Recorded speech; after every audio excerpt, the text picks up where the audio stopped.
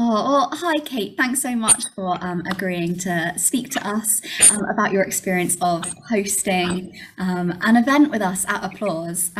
Yeah, it would just be really great if you could maybe tell us a little bit about your village hall and how long you've been hosting performances there.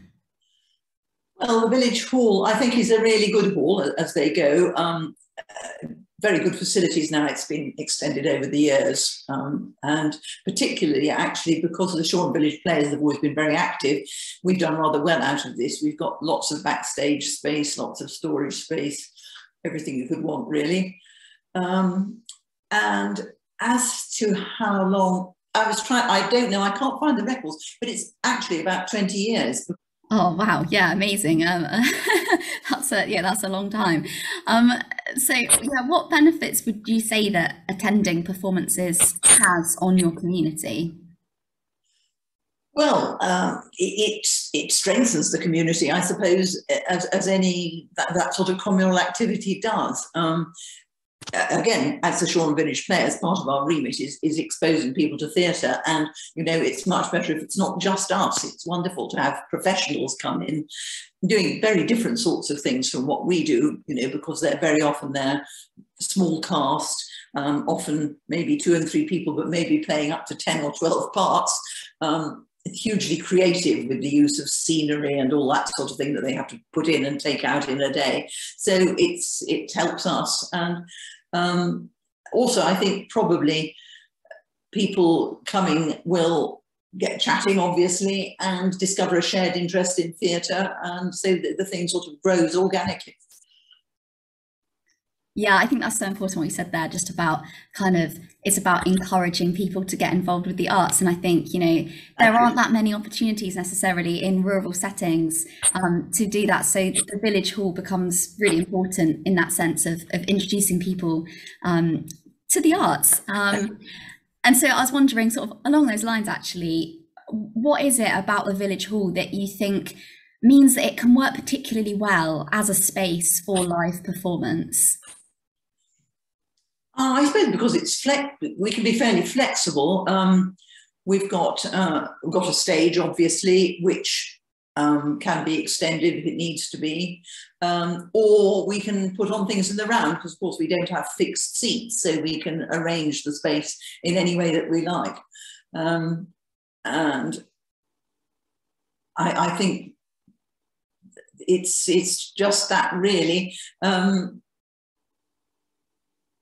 And the fact that it's in the middle of the village, people can get there, it's not expensive, and it is all part of village life.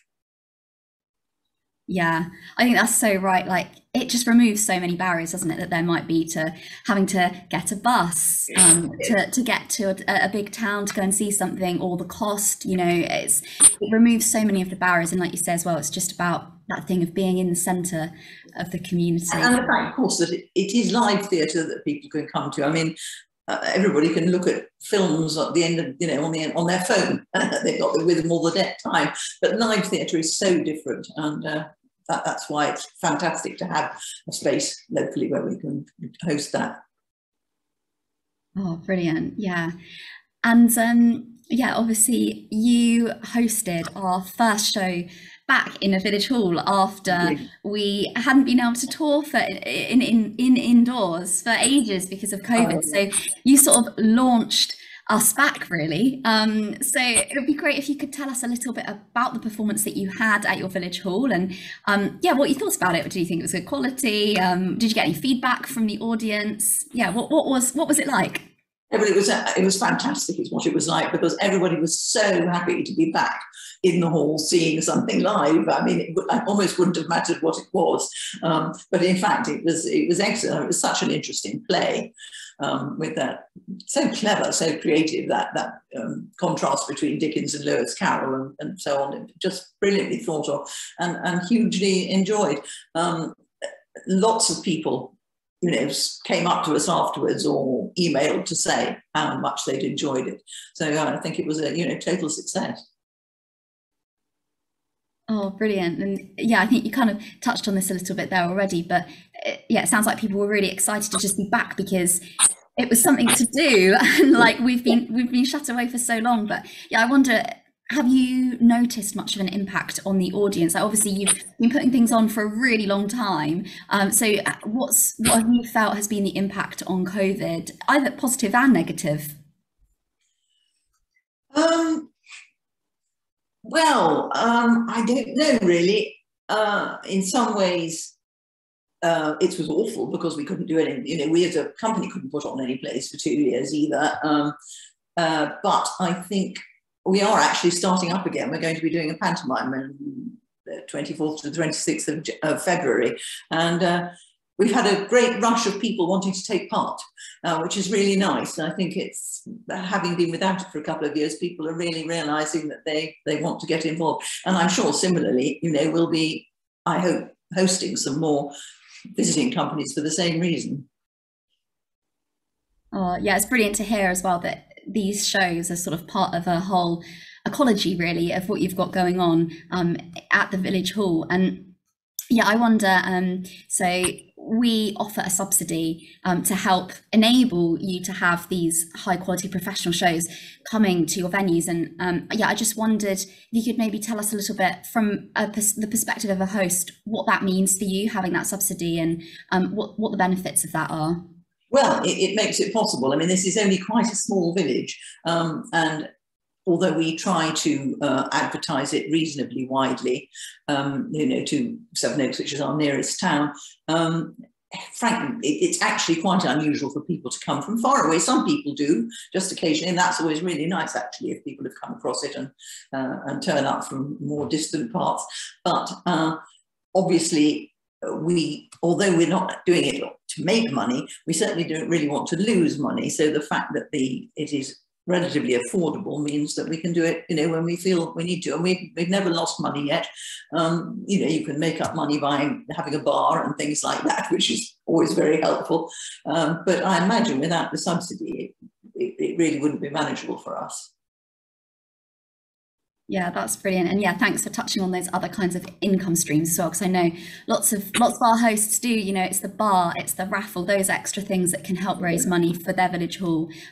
It's really helpful to do. So yeah, thank you for mentioning that. Yeah, something that'll be really interesting to find out from you is, with all your experience, like, what do you feel is the best way to get word out to your community when you've got a show booked with us and you know it's coming? How do you get that buy-in from your community? Is it in the parish magazine or on social media? Like, what do you feel is the best way to do that? Well, you've just mentioned the two sort of really obvious ones. Yes, the parish magazine, and yes, the village Facebook page, and other local pages. I mean, I know that some of our members have put things up on the mums group and things like that.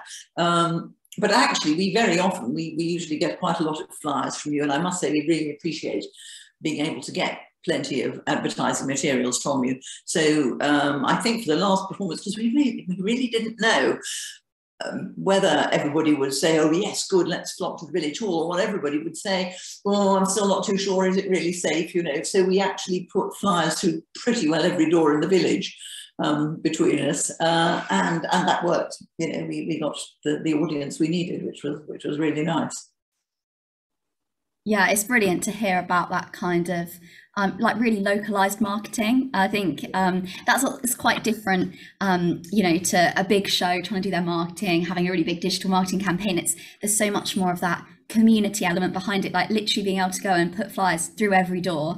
It just gives you that sense of the community that you have around you, that's going to come to that show. And we do use a local paper as well, which again, I hope definitely brings in a few people, you know, so that all helps. So yeah, Kate, final question. I was just wondering, with all your experience, if someone has listened to this and they're thinking, yeah, maybe I should put on an event in my community, but they're not sure, what would your message to them be? Absolutely, go for it. It's hugely enjoyable, apart from the pleasure that you're giving to a lot of people by giving them this opportunity. For us as hosts, you know, you get to meet the actors and talk to them beforehand, which is really interesting. I love watching them set up because they're so brilliant the way they get their sets, and often quite minimalist but clever sets that do a job, that, and we pick up tips from. And the effort involved is not huge. You've got to do the pre-publicity and so on, but that's easy enough. I must say you make it quite easy for us because your organisation is good. So yeah, I would say to anybody, go for it. Oh, brilliant. Thanks so much. And yeah, it's been great to sort of pick your brain and hear some of that experience that you've garnered over years of putting on shows. So yeah, thank you so much for your time. That was a pleasure.